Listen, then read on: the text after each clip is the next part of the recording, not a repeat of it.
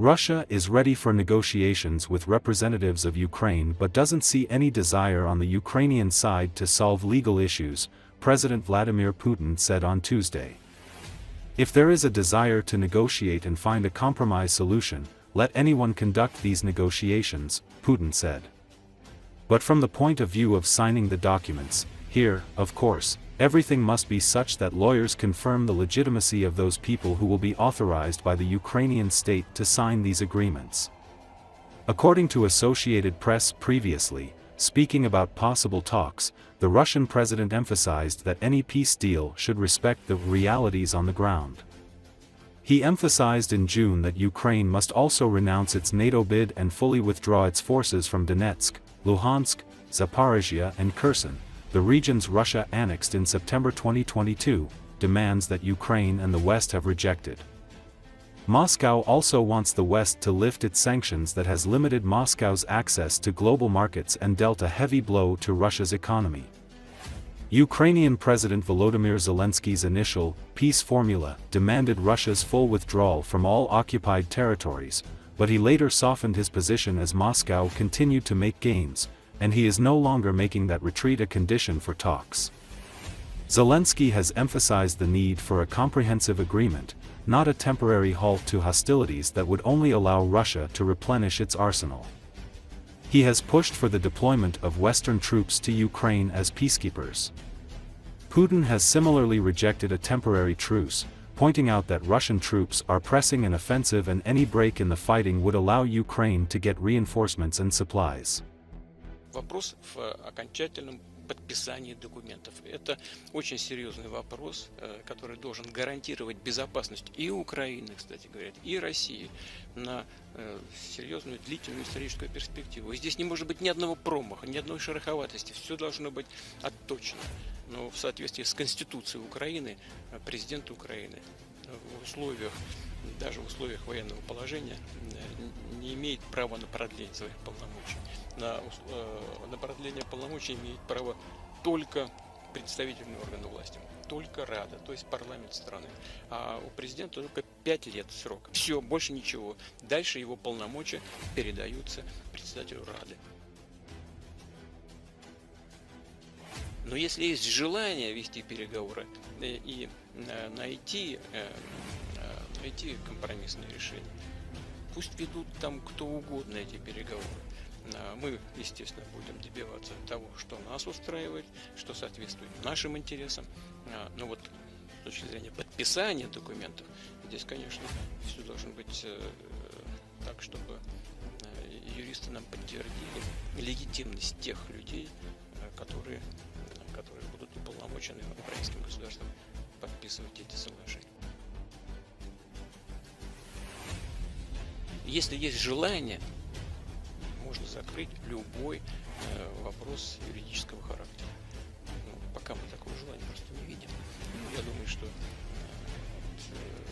его спонсоры западные, они же не могут существовать, они месяц не просуществуют, если прекратятся деньги и в широком смысле говоря патроны. Все закончится через месяц, полтора-два. В этом смысле суверенитет Украины почти нулевой. Так что если есть желание у их западных спонсоров добиться мира, путь очень простой. Я когда-то и Байдену об этом тоже посылал соответствующий сигнал. Есть желание, все, пожалуйста. И тогда они быстро найдут все юридические способы закрыть вопросы правового характера, в том числе и указ о запрете переговоров. Denmark's prime minister stopped by Berlin on Tuesday as part of her tour of major European capitals, with the continent facing what she called a more uncertain reality. Mette Frederiksen is expected to visit Paris and Brussels as well. Her trip comes as new U.S. President Donald Trump has said he would not rule out the use of military force to seize control of Greenland, an autonomous territory belonging to NATO and European Union member Denmark. On Monday evening, her government announced a roughly 14.6 billion kroner agreement with parties including the governments of Greenland and the Faroe Islands to strengthen its military presence around Greenland. Fredriksson didn't directly mention Trump's threat in comments at a meeting with German Chancellor Olaf Scholz, but she said that, "We are facing a more uncertain reality, a reality that calls for an even more united Europe and for more cooperation." She pointed to Russian activities in Ukraine and beyond and said that, "It is up to Europe to define the future of our continent, and I think we have to take more responsibility for our own security." Scholz, on the other hand, spoke on the importance of increasing surveillance of the Baltic Sea to protect cables and pipelines that stitch together 9 countries with shores on Baltic waters after repeated suspected cable attacks. "We will improve the protection of the Baltic Sea and the critical infrastructure on the seabed. It is clear that NATO remains the guarantor of our common security, which is why many allies have significantly increased their defense spending in recent years," he added.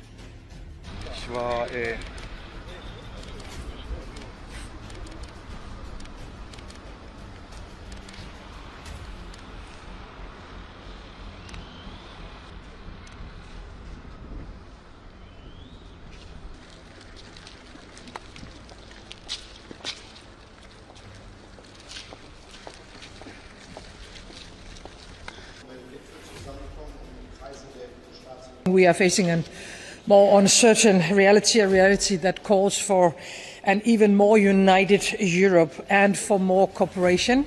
Our ties are rooted in our history, our values, and in our interest in Europe and also across the Atlantic. We see Russian hybrid attacks in Europe, in the Baltic Sea, a war of aggression on the European continent. Unfortunately now with cooperation between Russia, Iran and North Korea. We hope we can expand our strong. We need to step up in Europe. We need a stronger and a more resolute Europe standing increasingly in its own right, capable of defending and promoting Europe and the European interests. It is up to Europe to define the future of our continent. And I think we have to take more responsibility for our own security, strengthening our defense industry.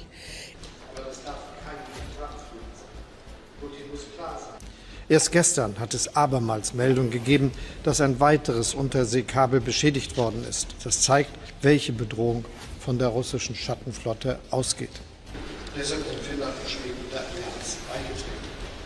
Mit der NATO-Operation Baltic Sentry werden wir den Schutz der Ostsee und der kritischen Infrastruktur auf dem Meeresboden verbessern. Klar ist, die NATO bleibt der Garant für unsere gemeinsame Sicherheit. Deshalb haben viele Verbündete in den vergangenen Jahren ihre Verteidigungsausgaben deutlich erhöht. Deshalb sind Finnland und Schweden der Allianz beigetreten. Und wir sind uns einig, dass wir den europäischen Pfeiler der NATO stärken und die Verteidigungsaufwendung weiter erhöhen müssen.